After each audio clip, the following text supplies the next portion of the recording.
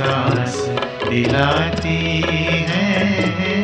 कदम कदम पर मदद तुम्हारी ये एहसास दिलाती है। सोचो तुमको कौन मिला है, सोचो तुमको कौन मिला है, कौन तुम्हारा साथी है। कदम कदम पर मदद तुम्हारी ये एहसास दिलाती है।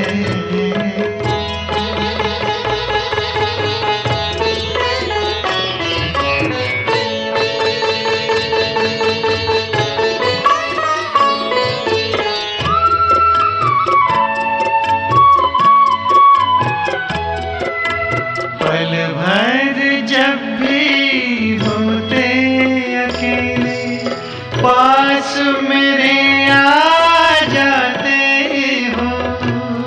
पल भर जब भी होते अकेले पास मेरे आ जाते हो।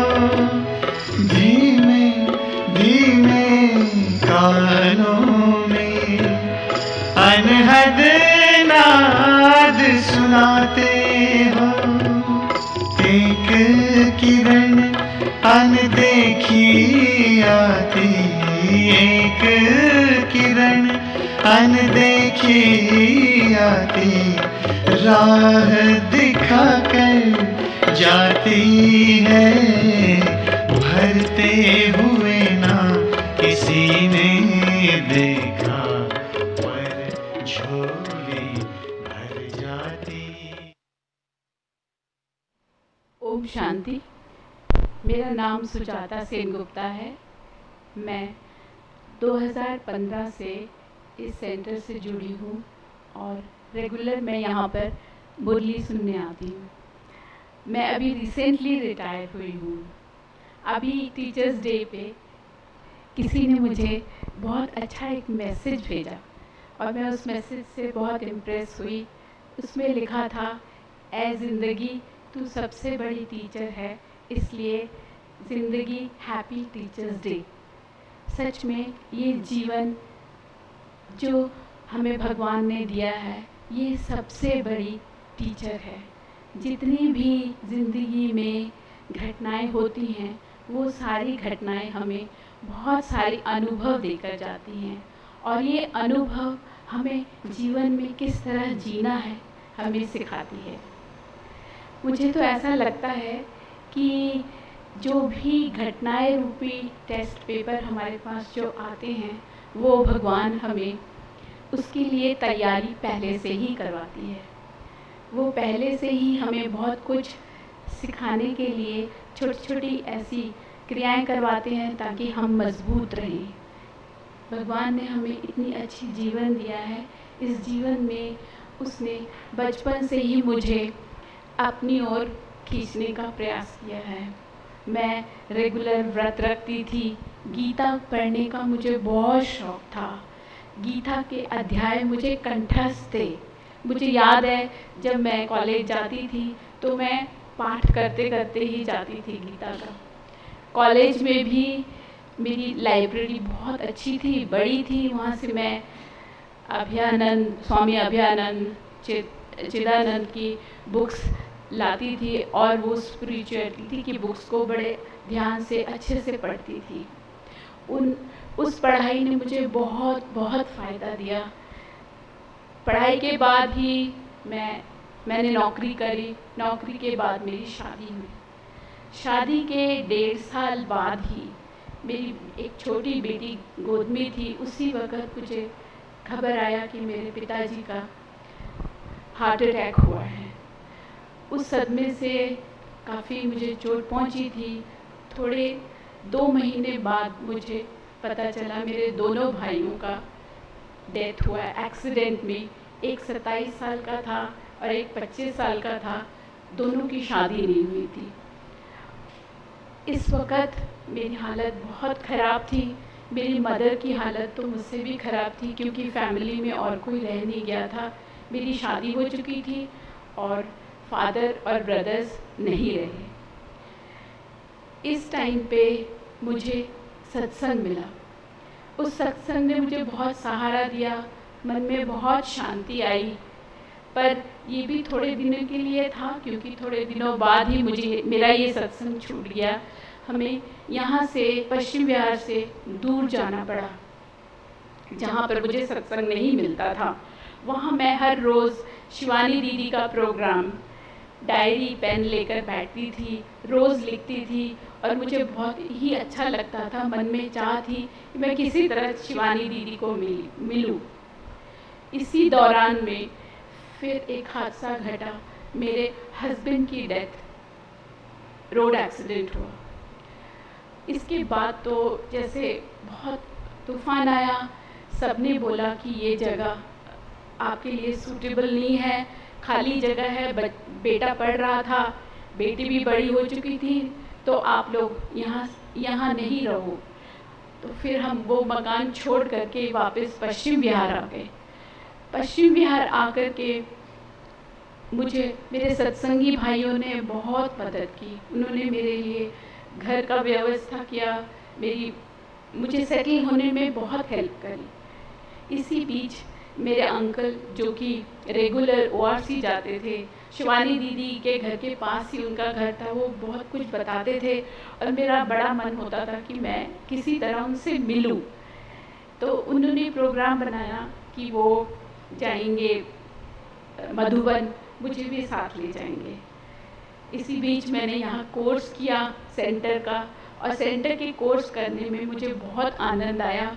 मुझे जैसे एक नया जीवन मिला और बहुत उत्साह के साथ मैं मधुबन गई। मधुबन जाकर तो मेरा जैसे इतना अच्छा मेरा वहाँ का एनवायरनमेंट लगा। वहाँ पर बाबा के रूम में जैसे मुझे लगा कि बाबा मुझे बहुत दिनों बाद मिला है और वो मुझे बुला रहा है। और वहाँ के एनवायरनमेंट, वहाँ का आबो हवा, मुझे मन नहीं कर रहा था वहाँ से आने का, पर फिर भी वापस तो आना ही था। इसी बीच मेरी बेटी भी बड़ी हो गई थी, तो उसकी शादी का भी प्रबंध करना था और उसकी शादी में बहुत प्रॉब्लम आ रही थी। तो कांता जी, जो कि इसी सत्संग में आती हैं, वो पहले भी मेरे पुराने सत्संग की साथी हैं, उन्होंने मेरी बहुत बहुत हेल्प करी। और जब ये सब काम इतनी इजीली हो गया तो सच में लगा कि बाबा जैसे मेरे सिर पे छत्र छाया के रूप में खड़ा हुआ है। वो मेरे हर काम को इतने इजीली करवा रहा है कि मुझे समझ में नहीं आ रहा था ये कैसे हो रहा है। मैं अमृत वेले के बारे में बहुत बार सुना था। मैं कभी अमृत वेले पे उठती नहीं थी, पर मेरे एक बहुत ही क्लोज रिश्तेदार हैं जो मुझे कभी भी फ़ोन करने पे फ़ोन नहीं उठाती, मेरे से बात करना नहीं चाहती, पर मुझे मालूम नहीं था कि क्या रीज़न है इसके पीछे। मैं उनके ऑफिस में भी गई, उनसे बहुत कोशिश करी बात करने की, पर अमृत वेले उठ करके मैंने उनको बहुत सकाश दी।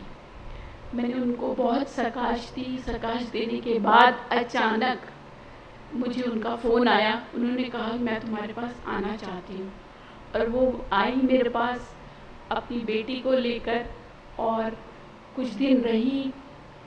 4 दिन के लिए बोला था, हफ्ते भर रहकर गई और उन्हें बहुत अच्छा लगा। ये सारा कुछ मैं थैंक्स बाबा को देना चाहती हूँ, क्योंकि बाबा ने ही ये रास्ता बताया है कि कैसे तुम घर बैठे दूर जो रहते हैं उनको भी प्यार से अपना बना सकते हो। सच में thank you Baba, thank you centre के एक एक लोगों का, शालिनी दीदी, सरिता दीदी, रमेश भाई, सुषमा दीदी, सबके थैंक्स, क्योंकि उन्होंने पास आकर मुझे पता चला कि परिवार के साथ जुड़ना होता क्या है। मेरी बेटी जो शादी के बाद कनाडा सेटल हो गई है, उसकी एक 4 साल की बेटी है और दूसरी बेटी होने वाली थी। अभी उसने मेरे को टिकट भेजा कि मम्मा तुम मेरे पास आ जाओ, क्योंकि यहाँ पर कोई भी नहीं मेरी हेल्प करने के लिए। मेरा सारा प्लान हो गया था, टिकट भी हो गया, पर मेरा इंटरनेशनल फ़्लाइट कैंसिल होने के कारण मैं वहाँ जा नहीं पाई। उधर ना जाने के कारण उसने मुझे फ़ोन भी किया कि मम्मी आज मेरा सिजेरियन है और मैं भी हॉस्पिटल जा रही हूँ। अंदर हलचल हो रही थी। मैं सीधा सेंटर आई और बाबा के रूम में बैठ गई और बोला, बाबा ये बच्चा मेरा नहीं, ये तेरा है, तूने ही सब करना है। और देखो क्या खेल, सब कुछ ठीक हो गया। और कनाडा में कोरोना की वजह से उसकी छोटी बेटी को कोई हॉस्पिटल में तो ले नहीं जा सकते थे, पड़ोसियों ने इतनी हेल्प करी, इवन के आसपास के लोगों ने जो मतलब उनके पड़ोसी थे, फ्रेंड सर्कल, उन्होंने आकर उसको खाना और सारा इंतज़ाम इतने अच्छे से करके दिया। तो मुझे ऐसा लगा कि बाबा तू तो हर जगह कैसे हेल्प करने के लिए खड़ा ही हुआ है। हम ही ऐसे सोच कर अपनी बुद्धि लड़ाते रहते हैं। सच में thank you Baba, thank you so much. इससे मुझे ये भी सीख मिली कि माँ बने का जो बुखार मुझे चढ़ा हुआ था, कैसे होगा, किस तरह से होगा, ये बाबा ने उतारा और उसको भी कॉन्फिडेंट, सेल्फ कॉन्फिडेंट बनाया कि अपने पाँव पे खुद खड़े हो, किसी के ऊपर डिपेंडेंट मत बनो। उसने बताया मम्मी सब कुछ इतने आराम से हो गया, मैं ऐसे ही घबरा रही थी। सच में बहुत बहुत थैंक्स बाबा, बहुत बहुत थैंक्स। 2015 में मैं इस सेंटर से जुड़ी। मुझे नहीं पता था कि राखी वाले दिन ऐसे आयोजन होता है। राखी वाले दिन जब सुषमा दीदी ने मेरे हाथ में राखी बांधी तो मुझे बहुत अच्छा लगा। मैं घर जाकर के उस राखी को देख रही थी और मेरे आंखों से आंसू निकल रहे थे, क्योंकि हर साल राखी में मैं बहुत उदास हो जाती थी। हर तरफ चहल पहल होता था, सब लोग भाइयों के घर जा रहे हैं या भाई आ रहे हैं, पर मुझे जैसे सुना सुना सा लगता था। पर उस दिन मुझे लगा कि बाबा तू कैसे दिल की हर बात को जानता है। जैसे मुरली में कहा जाता है ना कि बाबा हर संबंध हमारे साथ, हर संबंध वो निभाता है, चाहे भाई का हो, चाहे पिता का हो, चाहे पति का हो। उसने कितनी बखूबी से हर रिश्ते को वो निभाए जा रहा है। बाबा से दिन पर दिन मुझे ऐसा लग रहा है कि प्यार बढ़ता ही जा रहा है और बढ़ेगा और बढ़ेगा, और मन बुद्धि का खेल कम होगा। Thank you Baba, thank you so much. अभी बीच में जैसे अभी लॉकडाउन में शुरू हुआ और मेरा रिटायरमेंट के टाइम भी एक साथ ही शुरू हुआ। लॉकडाउन में मुझे ऐसा लगता था रिटायरमेंट के बाद मैं सारा दिन करूँगी तो करूँगी क्या। मेरा तो इतना बिज़ी शेड्यूल था, 7 बजे जाना, 3 बजे घर आना। पर तभी पता चला कि बेटे का वर्क फ्रॉम होम हो गया है। वर्क फ्रॉम होम में उसको सारा दिन घर पे ही रहना होता था, सारा दिन घर पे ही काम करना होता था। तो मुझे एक सेवा ये मिली कि उसका ब्रेकफास्ट, उसका लंच, उसको चाय पानी देना टाइम से मैं कर देती थी। तो इसमें मुझे बहुत थैंक्स बाबा को निकले कि बाबा तूने तो पहले से ही ड्रामा फिक्स करके रखा है, सोच करके रखा है, ऐसे ही हम लोग सोचते रहते हैं। बाबा इस बेटा जो है वो कहता है मुझे बार बार कि मम्मी मेरे बड़े सारे दोस्त हैं और वो घूमने जाने के लिए मुझे कहते हैं, पर मैं जा नहीं पाता क्योंकि आप अकेले हो, आप अकेले को छोड़कर मैं कहाँ जाऊँ। मैंने उसको यही समझाया कि बेटे ये मत सोचो, तुम जाओ घूमने अपने दोस्तों के साथ, मेरे साथ मेरा बाबा है। वो शायद समझ नहीं पाता, पर सच में बाबा आपकी इतनी कृपा है। जब मैं अकेली होती हूँ तो मुझे ऐसा फीलिंग नहीं आता कि मेरे साथ कोई नहीं है। रात को जैसे मुझे ऐसे फील होता है कि मेरे साथ मेरा बाबा है, और जब मेरा बाबा है तो मुझे किस बात का डर, मुझे बहुत अच्छी नींद आती है और टाइम से मैं उठ भी जाती हूँ। तो कितनी बातों के लिए बाबा मैं थैंक्स करूँ, तो हर पल मेरे साथ खड़ा ही हुआ है। ये लॉकडाउन हुआ और मेरा रिटायरमेंट शुरू हो गया एक साथ ही। अब रिटायरमेंट जो है, दूसरे मेरे कलीग्स बोलते हैं तुम तो बहुत अच्छे टाइम पे रिटायर हुई हो, हमको तो बहुत बहुत प्रॉब्लम्स आ रही हैं। पहले तो हमारा टाइम था 7:30, हम घर से निकल जाते थे और वापस आती थी तो 3 बज जाते थे, उसके बाद शाम को सेंटर आ जाती थी। पर अब वो कहते हैं कि हम सुबह से लेकर के रात तक फ़ोन पे ही लगे रहते हैं, सैलरी की भी प्रॉब्लम आती है।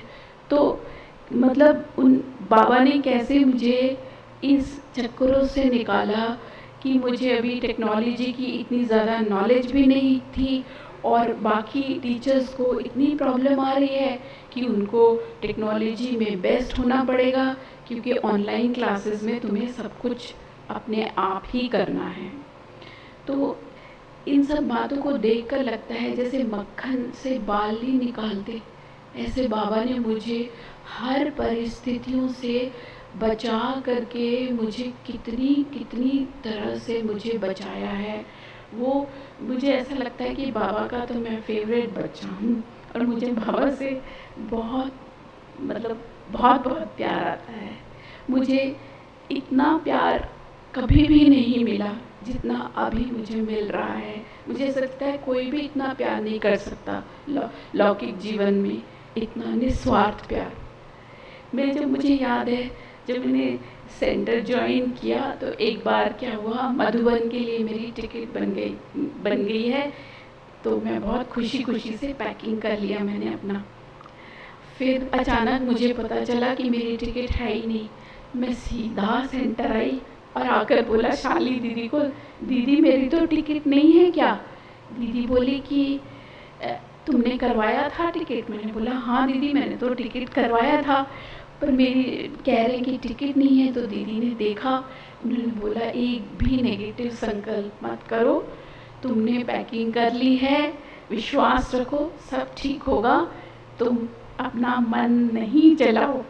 मैं सारे रास्ते यही सोचकर जा रही थी कि मैंने मन नहीं चलाना। फिर रात को दीदी का फ़ोन आया और कहा कि तो हो गया है सब बंदोबस्त, तुम सुबह टाइम से आ जाना। जो मुझे बहुत थैंक्स निकले शाली दीदी के कि शाली दीदी मेरा सारा प्रोग्राम बना हुआ था एकदम जैसे हलचल में आ गई थी कि मैंने तो अपनी छुट्टियां सैंक्शन करा ली है, बैग भी पैक करा लिया है, अब ये क्या हो रहा है।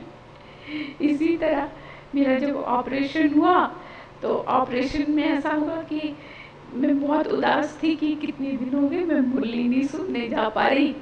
तो उदास थी तो मैं शाली दीदी को फ़ोन किया, मैंने कहा दीदी मैंने तो कितने दिन मुरली नहीं सुनी, मैं घर में बैठे बैठे मैं बहुत ज़्यादा परेशान हो रही हूँ। दीदी ने बोला कोई बात नहीं, ऐसा मत सोचो, हम आ जाएंगे। दीदी आए, उन्होंने मुझे मुरली सुनाई, मुझे बहुत अच्छा लगा। मेरी बेटी थी उसको बहुत अच्छा लगा, कहती बहुत अच्छा लगा दीदी वो आए घर पे। सच में मुझे एक बहुत प्यारा परिवार मिला, सबका साथ मिला। मैं तो सोचती हूँ कि ये जो है इतनी छोटी छोटी बच्चियाँ इतनी लकी हैं, इन्होंने इतनी कम उम्र में ही बाबा को पा लिया है। थैंक्स बाबा। इस लॉकडाउन ने तो मुझे बहुत कुछ सिखाया है। इस लॉकडाउन में ऐसा पता चलता है जैसे अंतर्मुखता क्या है ये पता चला है। अपनी अंदर देखो कितने ख्याल चल रहे हैं, किस ख्याल की ज़रूरत नहीं है।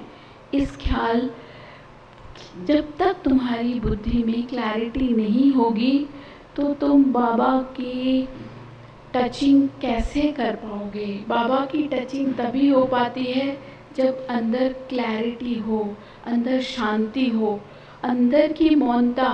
बाबा यही तो सिखा रहा है, क्यों व्यर्थ में जा रहे हो।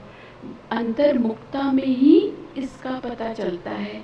इतने दिन नौकरी में भाग दौड़ में ये सब चीज़ों का पता ही नहीं था। अपनी अंदर जाने का मौका बहुत कम मिलता था, बाबा के साथ बैठने का मौका कम मिलता था। पर इस लॉकडाउन में बाबा के बहुत बहुत थैंक्स जो उसने कराया। लॉकडाउन में ये भी पता चला कि कोई काम छोटा बड़ा नहीं होता, सारा काम अपने हाथ से करो।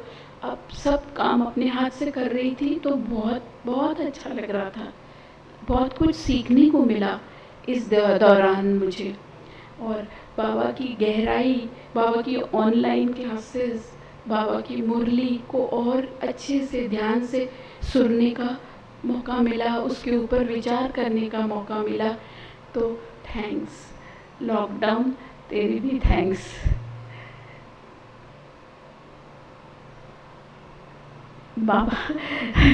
बाबा के थैंक्स, लॉकडाउन के थैंक्स, सेंटर के थैंक्स, दीदियों के थैंक्स, सबके थैंक्स। ओम शांति।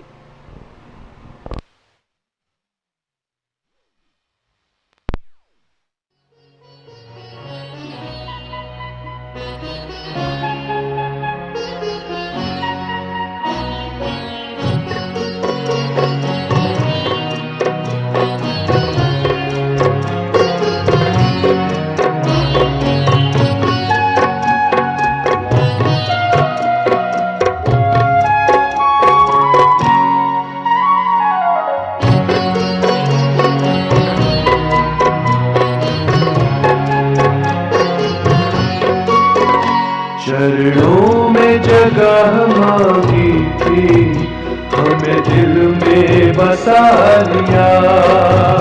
चरणों में जगह मांगी थी, हमें दिल में बसा लिया। एक नजर के प्यासे नजरों में समा लिया।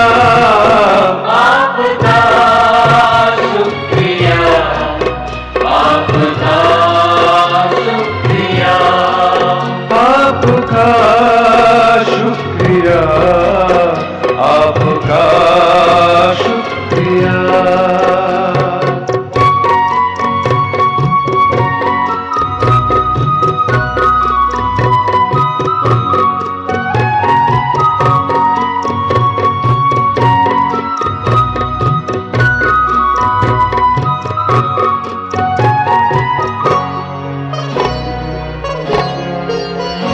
वरदान भरी दृष्टि से हमें बनाया त्रिकालदर्शी।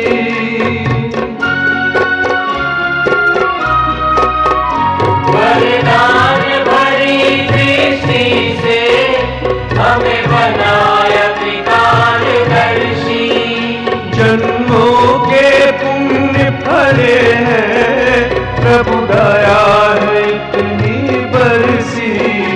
पलकों से उठा कर मोती आंखों का बना लिया।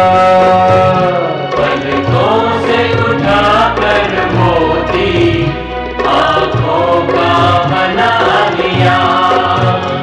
एक नजर के प्यासे नजरों में समा लिया। आपका